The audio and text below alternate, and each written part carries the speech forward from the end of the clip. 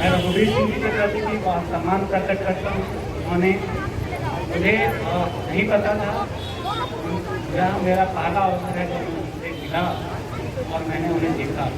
अभी जब इसी दौरान थोड़ा सा मैं उनकी किताब को देख भी पा रहा था और समझने की कोशिश कर रहा था, इस उम्र में भी उनके अंदर ये जज्बा है कि हम चीज़ों को डॉक्यूमेंट करें, लिखें ताकि हमारी आने वाली पीढ़ी वो समझे कि हमारे लोगों ने कितना संघर्ष किया है। एक बार फिर से बधाई देता हूँ मैं रघुवीर सिंह जी को दो किताबों के लिए। आज सुबह जब मैं यहाँ आ रहा था तो मुझसे एक सवाल मेरी बेटी ने किया।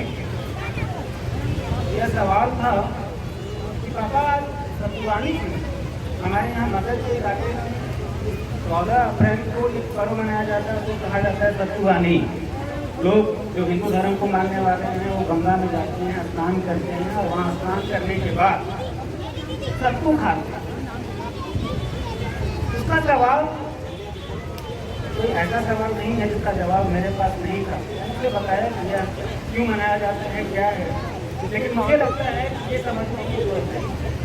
मतलब हमारे किसी पुरखे की जयंती हो तो सत्तुवानी मनाएंगे, सत्तू खाएंगे, और उनके किसी कपोल कल्पित की जयंती हो, कोई उत्सव हो तो वो खीर खाएंगे, पूरी खाएंगे। इस तरीके का जो सांस्कृतिक विभेद होता है हमें उसका विरोध करना है।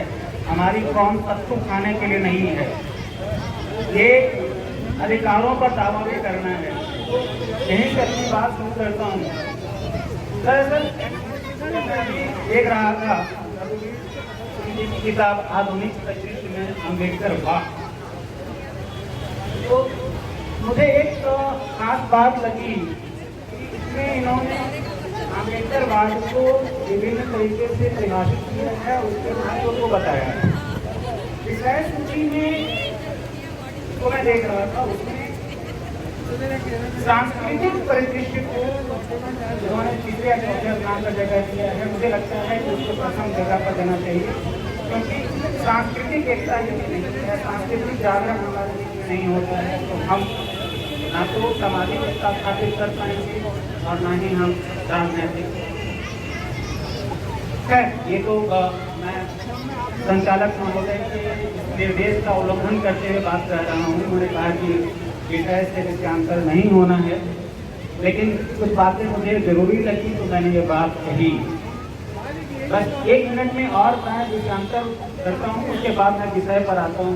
और वो ये कि डॉक्टर अम्बेडकर को मैं एक पत्रकार के रूप में जानता हूँ।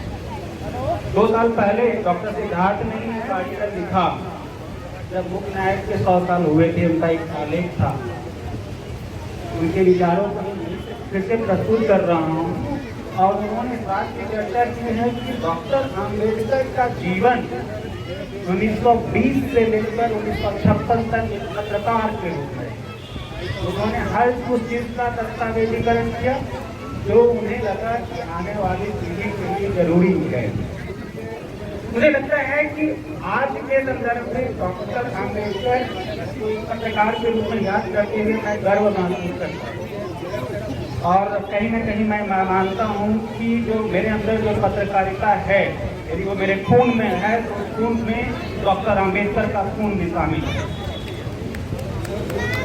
खास बात ये कि मैं ये भी कहना चाहता हूँ कि निजीकरण के सवाल पर हम सबको विचार करने की आवश्यकता है।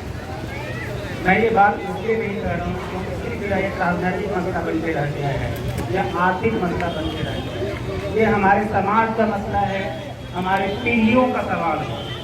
आज आप देखें कि आज हमारे लोग कहाँ हैं? हायर एजुकेशन में हम नहीं हैं, सरकारी नौकरियों में हमारे लोग इस सरकार में होने चाहिए नहीं है। और हम क्या कर रहे हैं?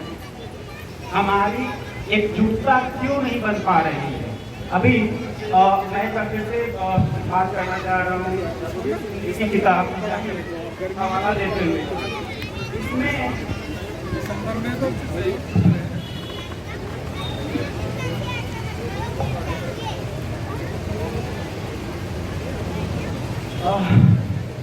पृष्ठ संख्या 181 पर इन्होंने एक सबहेड दिया है, सबहेड है ओबीसी विद्रोह क्यों नहीं कर पा रहा।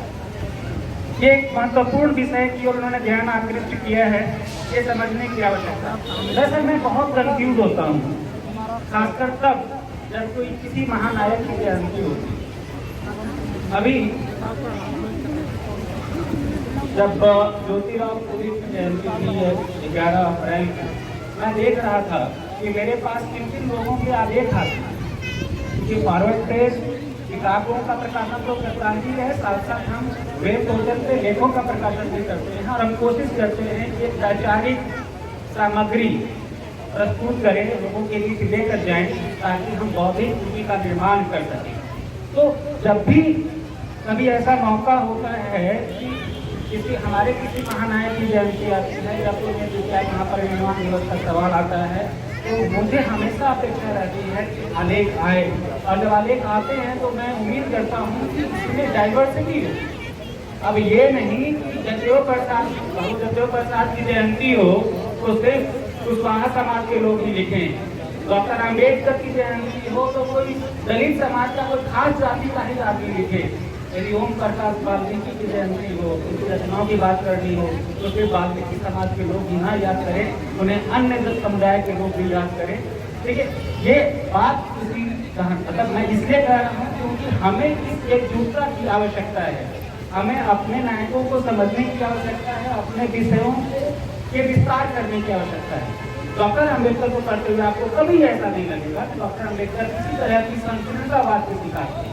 डॉक्टर अम्बेडकर ने बहुत खुले मन से, बहुत खुले विचारों से समाज को समझा और हर चीज का दस्तावेजीकरण किया। अभी मैं जब की किताब को जब देख रहा था, खासतौर पर्टिकुलर चैप्टर को, मुझे लगा कि कहीं कमी है। ओबीसी को आप अलग कैसे कर रहे हैं? ओबीसी को अलग करने का कोई लॉजिक नहीं है। आपको बात करनी हो, ओबीसी यदि आपके साथ खड़ा नहीं हो पा रहा है तो कहीं ना कहीं कोई कारण तो है। उन कारणों की पड़ताल करने की आवश्यकता है और कोशिश करनी चाहिए कि एक मध्यस्थता, एक बीच का एक पुल बने, तो एक सांस्कृतिक सामाजिक पुल बने। ठीक है, 2016 की घटना है। 2016 में मैं झारखंड गया था। झारखंड में एक जिला है गुमला, गुमला में ही एक ब्लॉक है और वहीं नेतरहाट एक स्कूल है जो बहुत फेमस स्कूल है। नेतरहाट के इलाके में असुर कम्युनिटी के लोग रहते हैं, असुर जनजाति के लोग रहते हैं। तो जब मैं पहली बार वहाँ गया और वहाँ मैंने देखा कि वहाँ आराधना के जो स्थल हैं, पूजा के जो स्थल हैं, वहाँ पर कोई देवी देवता नहीं, वहाँ पिंड है, वहाँ पेड़ है, सरना पेड़, सतुआ का पेड़ है, सतुआ के पेड़ के पास लोग पूजा पाठ करते हैं। फिर उसी तरह की चीजें जो है मेरे सामने आई। तब जब मैं भी महाराष्ट्र गया, 2 साल पहले जब महाराष्ट्र गया तो वहाँ पर भी मुझे चीजें दिखी। वहाँ भी पिंड दिखते हैं, कोई देवी देवता नहीं दिखता, जैसे ब्रह्मा के 4 मुंह होंगे या फिर उसके 4 हाथ हैं या 10 हाथ हैं, जिसके हाथ में त्रिशूल है या क्या है, ऐसी चीजें दिखती नहीं है। दिखता क्या है? दिखता है पिंड। ये पिंड जो है वो हमारी सांस्कृतिक पहचान है, चाहे हम दलित हों, चाहे हम आदिवासी हों, चाहे हम पिछड़े वर्ग के लोग। एक घटना का जिक्र करना चाहता हूँ। अभी पिछले दिनों मैं घर गया था। मेरा घर पटना है, मैं पटना में ही रहता हूँ, मतलब और रहता तो पिछले 4 साल से दिल्ली में हूँ, लेकिन पटना आना जाना लगा रहता है। लेकिन इस बार जब घर गया तो मेरे जेहन में सवाल था कि मेरे गांव का नाम ब्रह्मपुर क्यों।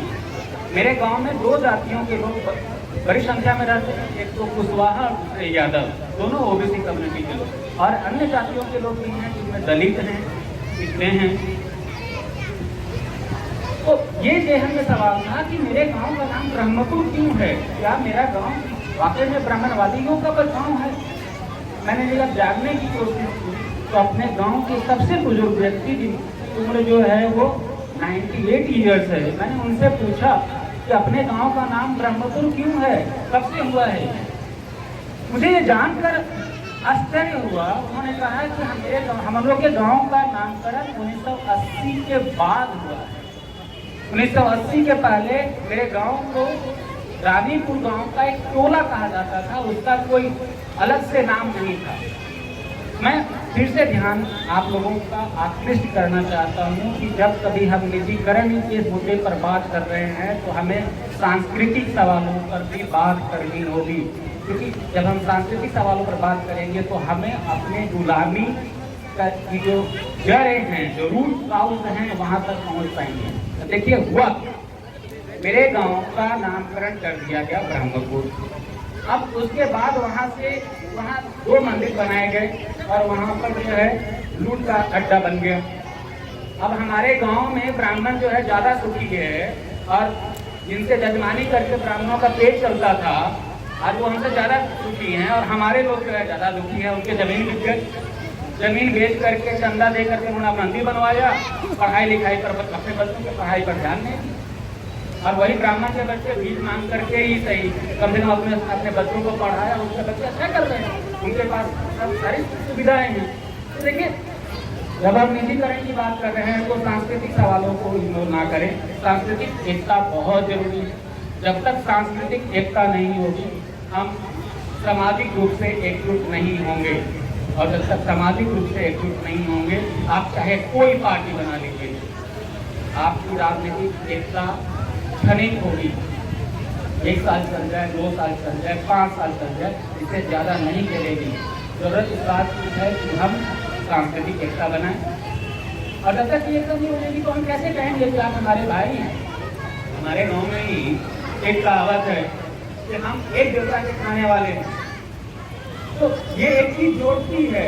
जब हम ये देखते हैं कि चाहे वो झारखंड के जंगल हो, चाहे तेलंगाना का हो, चाहे छत्तीसगढ़ का इलाका हो, चाहे बुंदेलखंड का इलाका हो, वहाँ एक ही प्रतिरूप है, सांस्कृतिक प्रतीक है, वो है पिंडियाँ। तो क्यों ना हम यहीं से स्टार्ट करें, इस सांस्कृतिक एकता की बात से स्टार्ट करें, और इसके सहारे हम जातिवाद, जो जाति भेद का दंश है, उसको खत्म कर सकते हैं।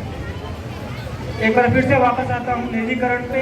निजीकरण एक बड़ा सवाल है, और इसको लेकर के दुनिया भर में सवाल उठाए जा रहे हैं। हमारे देश में सवाल उठाए नहीं जा रहे हैं। हम अभी उस स्थिति में ही नहीं है, क्योंकि हमें बोलने ही नहीं दिया जा रहा है। हमारे आंखों के सामने हमारे देश की अस्तित्व को बेचा जा रहा है, और हम कुछ नहीं कर सकते। जो मेन स्ट्रीम मीडिया है, हालांकि उसको मेन स्ट्रीम मीडिया में नहीं करता, उसको ब्राह्मणों की मीडिया कहा जाना ज़्यादा बेहतर है, चंद लोगों की मीडिया, उसने हमें रोक रखा है। हम अपनी बात कह नहीं पा रहे हैं। रेलवे को बेचा जा रहा है। आप देखिए, जो सार्वजनिक लोक उपक्रम की इकाइयाँ हैं, उनको बेच दिया जा रहा है। पिछले साल मैंने एक आलेख लिखा कि भाई ये जो सार्वजनिक लोक उपक्रम की जो इकाइयाँ हैं, कंपनियाँ हैं, क्या उनमें आरक्षण की क्या स्थिति? तो जब मैं उसको देख रहा था, उसमें खास बात सामने आई कि उसमें ओबीसी कम्युनिटी के लोगों को तो आरक्षण मिलता ही नहीं। और ये सवाल उठाने वाला जो व्यक्ति मेरे सामने लेकर आया, कोई ओबीसी का नहीं था, वो एक दलित था।